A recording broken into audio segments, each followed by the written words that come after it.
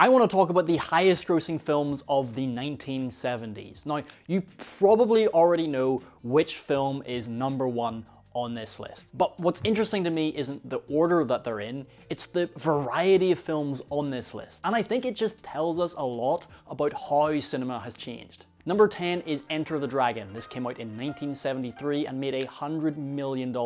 What's really interesting about this film is it came out while there was a whole upsurge of interest in martial arts in America. And so apparently the studio actually advertised free karate lessons as a way to try and drive interest towards this movie. Now, unfortunately, it's impossible to talk about this movie without the tragedy surrounding it, because a month before it came out, Bruce Lee passed away. Which is just absolutely crazy timing, but then that also meant that in the run-up to the movie, every paper was talking about the death of Bruce Lee. I think regardless of what happened, this film would have been really successful, but when an actor dies like that, audiences support in the only way they can, which is showing up at the theater.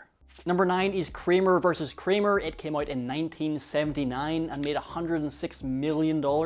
It's a drama starring Dustin Hoffman and Meryl Streep, and it's about them going through a divorce but also trying to raise their young son. It is wild to me that this film made as much money as it did, because it's exactly the kind of film you see winning Oscars, and it did win a bunch of Oscars, but it's not the kind of one you see setting the box office on fire. When you think of the highest grossing films that come out today, they're either an established IP or they're a superhero film. The only recent example I can think of that is kind of similar to Kramer vs. Kramer is Oppenheimer, but that really was a unicorn. It had the bonus of being directed by Chris Nolan, who's a big box office draw, and I also think that film was really benefited by the whole Barbie thing. The more accurate film to compare it to would actually be Noah Baumbach's Marriage Story. That had Scarlett Johansson, it had Adam Driver, and I think it got a very limited theatrical release, but was made for Netflix.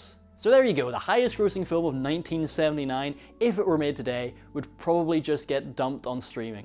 Number 8 is Close Encounters of the Third Kind. This came out in 1977 and made $116 million. The thing I didn't realize about this film is that it came out just 5 months after Star Wars. So that means it was released close enough to the movie to really benefit from the huge interest in science fiction that Star Wars caused, but it was also too close to the movie to have been influenced by it, because Close Encounters is a very different kind of science fiction. Star Wars is light and it's campy, it's set in a galaxy far, far away, whereas Close Encounters is much slower, it's earthbound, about this guy like looking for a UFO. The ending of it is quite emotional. I'll not spoil anything, but the original ending is really quite sad. This film was directed by Steven Spielberg, and so pretty much everything he did in this era just set the box office on fire, but I would really love to know how well it would have done if it had released before Star Wars.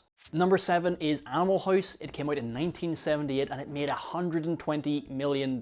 It's a straight up comedy about these college guys at a fraternity, and it is crazy to imagine a film like this becoming one of the most successful films of the decade. Because in 2025, just getting a comedy in the cinema is kind of a rarity. In the last decade, the only comedy that's really made a boatload of money like this one did is Deadpool, and even that's tying into the whole superhero thing. Now, the marketing for Animal House was actually pretty smart. So there's a whole scene in the movie where they have a toga party, and so the studio set up toga parties at different college campuses to try and drive people towards the movie. It's really smart because it makes the movie a bit of a cultural event. It means you have to go to the cinema to get the reference. And it's actually the kind of marketing technique that I think could still work for a movie today. Number 6 is Smokey and the Bandit. It came out in 1977 and made $126 million.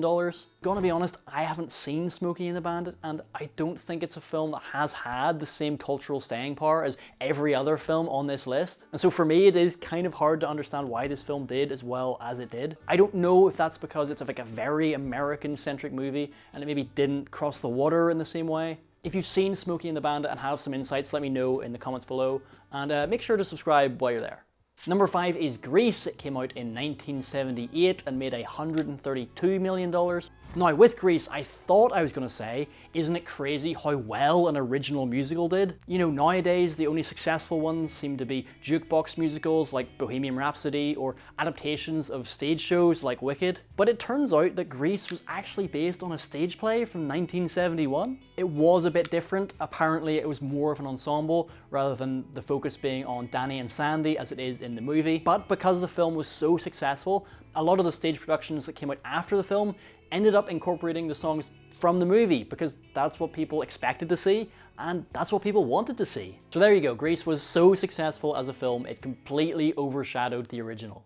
Number 4 is Jaws. It came out in 1975 and made $133 million.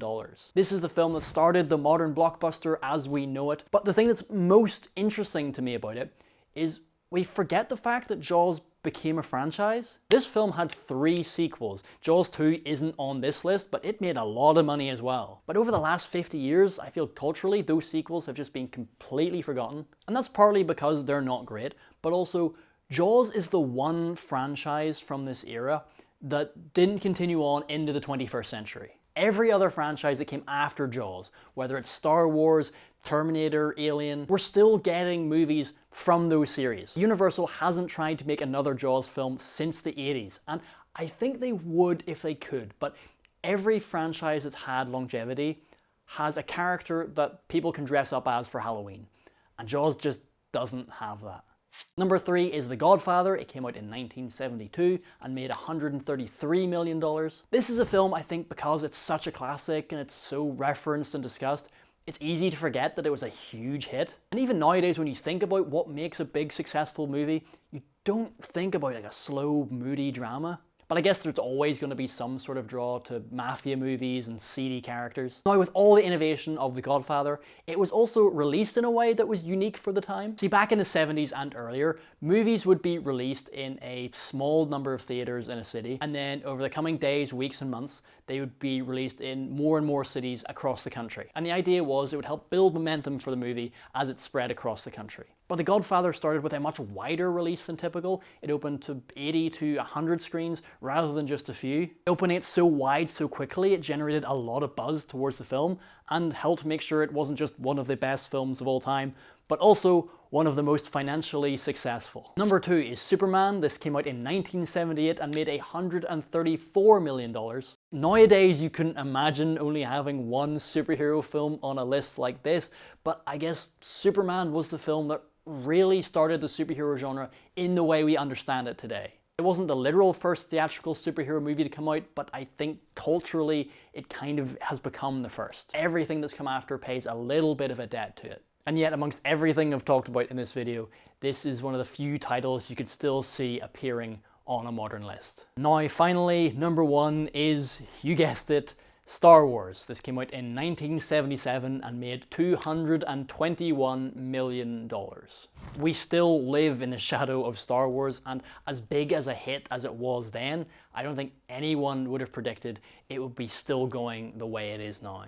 The big question is, how long will this franchise keep going on for? Because I could both see it running out of steam, but also just going on forever. I really don't know. The thing that's most interesting to me about this list and why I wanted to make this video is you see such a variety of films on this list. You can see a drama, a comedy, sci-fi films, action films. When you look at a modern list, almost all of them are franchise movies, half of them are superhero movies. And I've nothing against those types of films, but it's just kind of sad that every other type of movie has been crowded out by them. Obviously, cinemas have had a lot of struggles post-COVID and then the rise of streaming, but I also think studios have trained audience members just to go see the big blockbuster theatrical movies. I hope there's some way we can slowly undo that and we can see other types of films that will also be big successes as well. If you found this interesting, make sure to subscribe, and if you'd like me to go through other decades, let me know in the comments below.